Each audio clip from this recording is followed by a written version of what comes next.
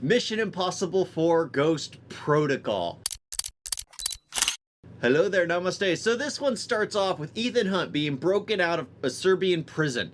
And apparently there's this rumor that his wife left him. You find out that his wife didn't leave him, but she died. And then only to, spoiler alert, she's still alive at the end. I kind of liked it when we knew she was gone. It kind of makes us feel more at ease with everything. It's not a man who's abandoned his wife. It's a man who's lost his wife and committed himself to work. I prefer that mindset over, oh, to keep her safe, he's choosing not to be with her. Instead of faking his own death, he's choosing his career. It just seemed a little weird. This one at least had some consequences. You're not chasing this mythical rabbit foot, which we have no clue what it is. It could literally be just a rabbit foot which has been preserved for years. No, this one, there's a crazy man who's wanting to start nuclear war to bring peace to the world because, well, apparently after the world's destroyed, nothing but peace can remain. But the whole IMF gets disavowed because Ethan Hunt is supposed to find out who this crazy person is who's wanting to destroy the world. Who is buying these codes? As Ethan Hunt is trying to find out who this person is, that person is in the location and blows it up himself, trying to make it seem like Ethan Hunt is the one, the IMF, the United States, was the one that made the attack. So the IMF organization gets disavowed, and we were introduced to Langley in the first film. In the second film, it was Anthony Hopkins, and he was like, IMF is a global organization. And then the third film introduces that, no, it's a traveling organization. It's just this one thing that's hidden. Then we're introduced to the fourth film, Ghost Protocol, and here it's the secretary, a secretary of I don't know what in the United States, but he's the head of the IMF. It's like, they can't get this, they can't understand what they're doing. They really have no clue, because it's like every film, watching them back to back, is just like, you were at Langley, CIA headquarters, then you were in, talking to Anthony Hopkins about the IMF, apparently he was the head of it at that point in time. It just keeps changing. And then Ethan Hunt works at a travel agency that literally, the IMF is underneath the travel agency. It's just absolutely ridiculous. And I'm just getting, just like going over and over and over. I'm just like, okay, at some point you need to ground everything and find out where your headquarters is. What is the IMF? But Ethan Hunt basically has to go with Simon Pegg and the Carter, whatever her name is, and Jeremy Renner, who I guess never returns in any of the other films. And they have to form a team in order to track down this crazy person who has nuclear launch codes. So they travel from Russia to Dubai, from Dubai to India. It's just one of those scene settings to introduce. And I'm like, okay, I'm okay. You're doing this heist. You're doing this. One funny aspect is that everything was breaking down. The mask don't work. The lasers didn't work. The gloves didn't work. Like nothing they had actually worked properly. And it was like a comedic beat throughout the film. It's the Hudson Hawk, where Bruce Willis is all he wants throughout the film is a cup of coffee. Throughout this entire movie, nothing works. And that's just the running gag. And it kind of flowed throughout. It was just like, okay, everything's breaking down on them, so they have to just do everything normally. Oh, I was okay with that. It's like, okay, Benji just wants to wear a mask. He's just talking nonstop. Okay, whatever. But the scenes in India, I think, are the ones that aggravated me the most. So they have this driving scene where he's trying to speed to where he needs to go. And like, they're in Mumbai.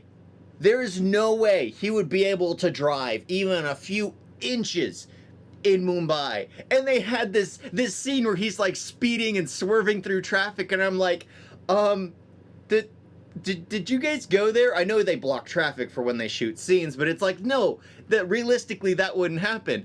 And then a few scenes later, he's running through traffic, and I'm like, there we go. That looks more like India, because it's like nose-to-nose traffic. No one's going anywhere. And he's running through that, but when he was behind the wheel of the car, there was no traffic. But overall, I actually enjoyed this one more. I find it weird that I have no clue what the IMF is. It would work as a tactic, but they've gone from Langley having Kittredge being in charge. They've gone from Anthony Hopkins being in charge. You know, they keep changing who's in charge, which is okay, but there is no set headquarters.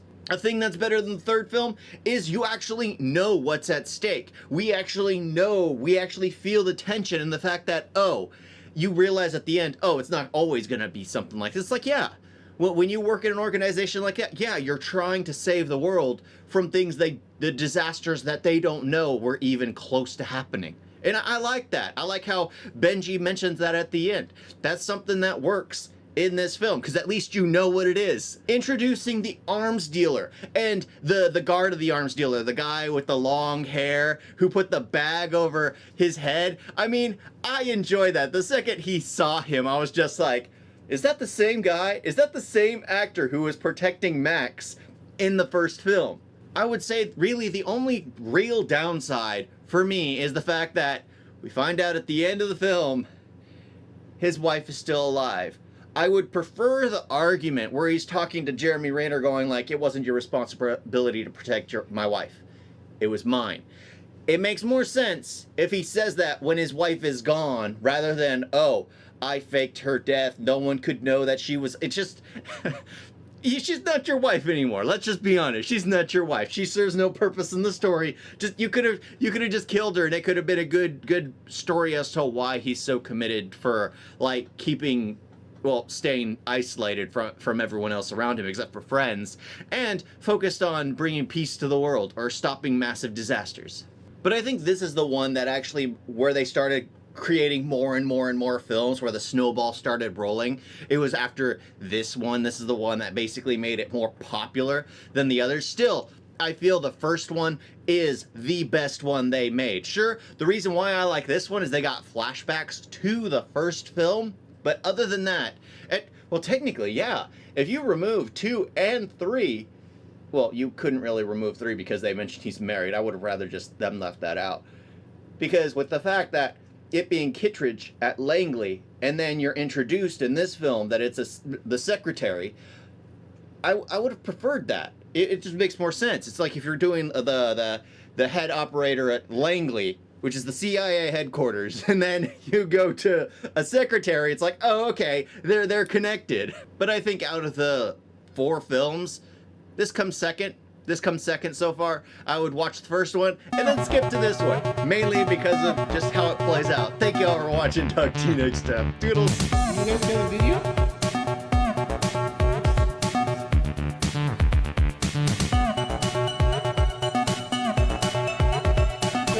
So bad. And don't forget to like and subscribe. Wait on that.